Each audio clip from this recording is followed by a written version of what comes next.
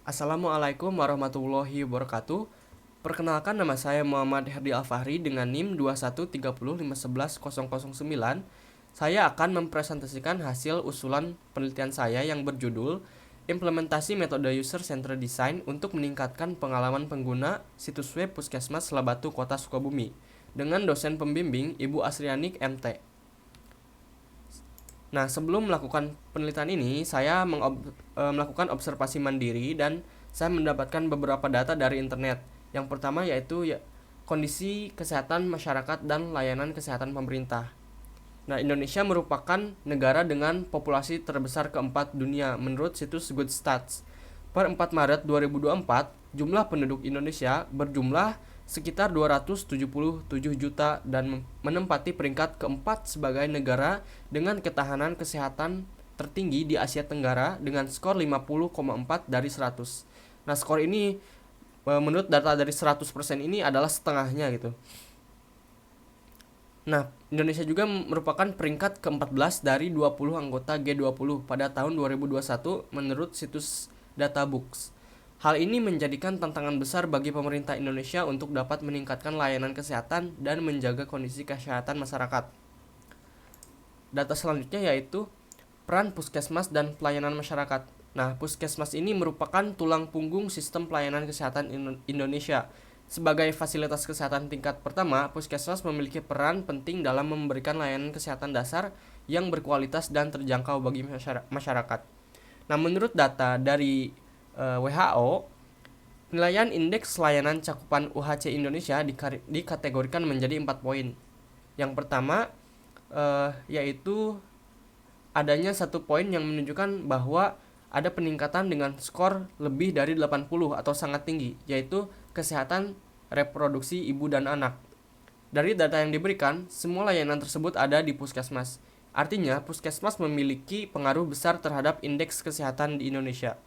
Nah, untuk 3 yang lainnya yaitu ada penyakit menular, ini dengan indikator pelacak yaitu perawatan tuberkulosis, terapi antimin, retrovirus HIV, dan lain-lain. Dengan skor yaitu 48, 44, 55 yang dikategorikan sebagai cakupan layanan medium. Artinya ketiga cakupan ini yaitu masih kurang.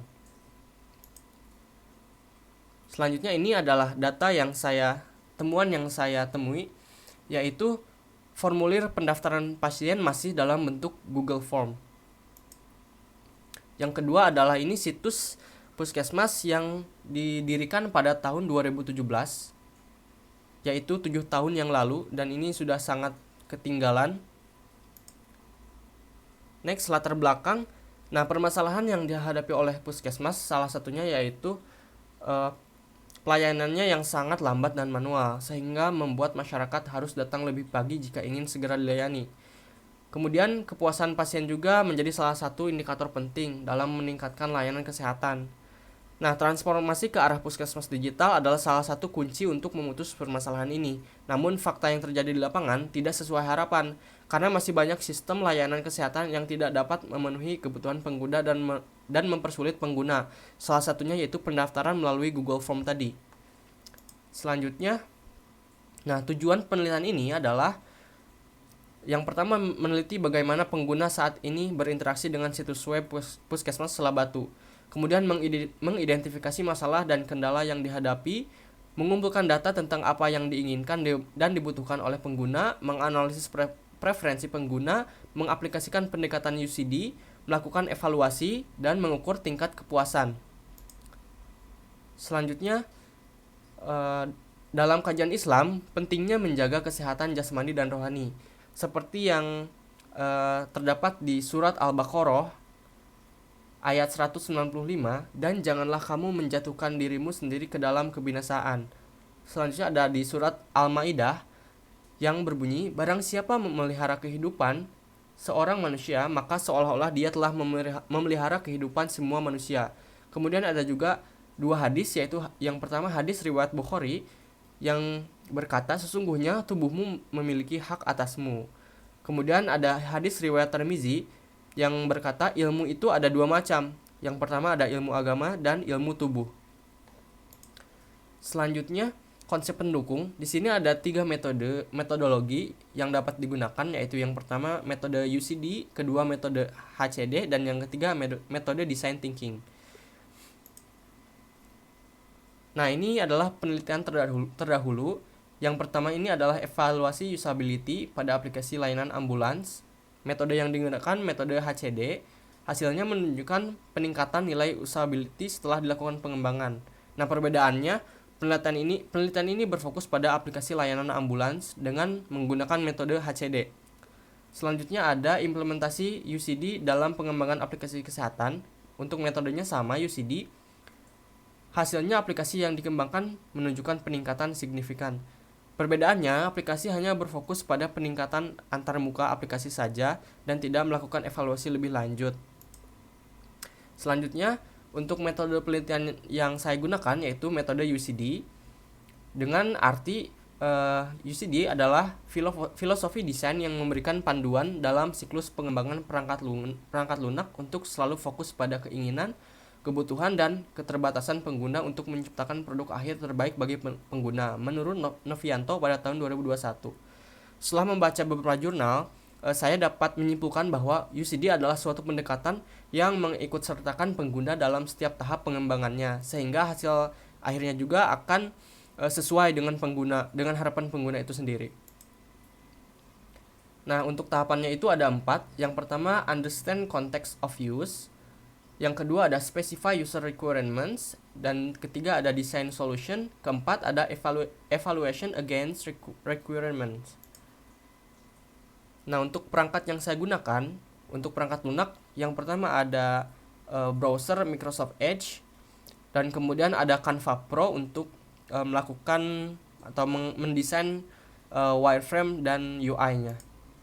Kemudian untuk perangkat keras yang saya gunakan, untuk prosesornya saya menggunakan Intel i3 12100F, untuk SSD-nya 512GB, GPU-nya GTX 1650 Super, dan RAM-nya 16GB. Nah, untuk timeline penelitian ini yaitu sebagai berikut. Sosialisasi, kemudian pendaftaran skripsi dari bulan Maret 2025, perencanaan awal menentukan konteks sampai ke menentukan kebutuhan bulan April 2025, perancangan sistem yaitu ada di bulan Mei, evaluasi sampai dengan penyusunan laporan ada di bulan Juni, pendaftaran sidang sampai revisi ada di bulan Juli. Nah, yang pertama saya akan menjelaskan tahapan understand context of use. Observasi data penduduk. Hasil dari observasi data dilakukan mandiri oleh saya sendiri melalui jejaring internet. Didapatkan data seperti gambar di samping. Nah, data ini merupakan data penduduk Kecamatan Selabatu. Pada tahun 2020 jumlahnya yaitu 1828, 2021 9812, 2022 9875, dan 2023 9985. Nah, jadi dari tahun 2020 sampai 2023 itu ada peningkatan. Kemudian untuk layanan kesehatan yang ada di puskesmas ini, yang pertama itu ada poli umum, poli anak, poli lansia, poli TB, poli gigi, ada lab, poli tindakan, konseling terpadu, farmasi. Data ini saya dapat dari website terdahulu Puskesmas Selabatu. Tahapan selanjutnya yaitu masih di understand context of use. Nah, saya mengobservasi calon pengguna. Calon pengguna rata-rata berkisar 18 sampai 35 tahun dengan jenis kelamin imbang, yaitu 50% laki-laki dan 50% perempuan. Pendidikan masyarakat yang mendominasi ialah lulusan SMA atau SMK sederajat. Untuk observasi kebutuhan pengguna, pengguna hanya perlu smartphone dan paket data untuk mengakses situs web. Fitur yang pengguna butuhkan antara lain pendaftaran online, jadwal dokter, berita lokal, konsultasi, rekam medis, dan sebagainya. Selanjutnya masuk ke tahap specify user requirements. Nah, calon pengguna yaitu masyarakat Kelurahan Selabatu atau masyarakat yang dekat dengan puskesmas dengan rata-rata umur 18 sampai 35 tahun. Kemudian pegawai calon pengguna situs web selanjutnya ialah pegawai setempat termasuk admin dan pengurus lainnya termasuk staff. Kemudian untuk fiturnya sendiri, Ada fitur login, register, riset sandi, pendaftaran online, jadwal dokter, berita lokal, beranda, jenis layanan, konsultasi, rekam medis, dan lain sebagainya. Selanjutnya masuk ke tahap design solution. Di sini ada tombol masuk. Ini memungkinkan mereka untuk dapat mendaftar akun. Kemudian ada logo puskesmas, kemudian ada tentang kami, layanan kami, cari dokter. Kemudian ada slogan puskesmas, ada tombol chat dokter, dan gambar berita. Lalu ada form isian untuk pengguna mendaftar. Nah, ini adalah UI yang berhasil saya buat. Ini adalah rancangan yang sebelumnya berupa wireframe saya sudah membuat menjadi bentuk aslinya, memiliki warna dan logo asli. Kemudian ini adalah tampilan halaman antrian. Kemudian masuk ke evaluation against requirements. Nah, untuk pengguna yaitu ada Carmila, tugasnya mendaftar ke poli umum, hasilnya sukses, waktu yang dibutuhkan 5 menit, umpan balik yang didapat, navigasi mudah, tetapi informasi dokter di dalam lengkap. Nah, sarannya tambahkan profil, login, register, dan spesialis dokter.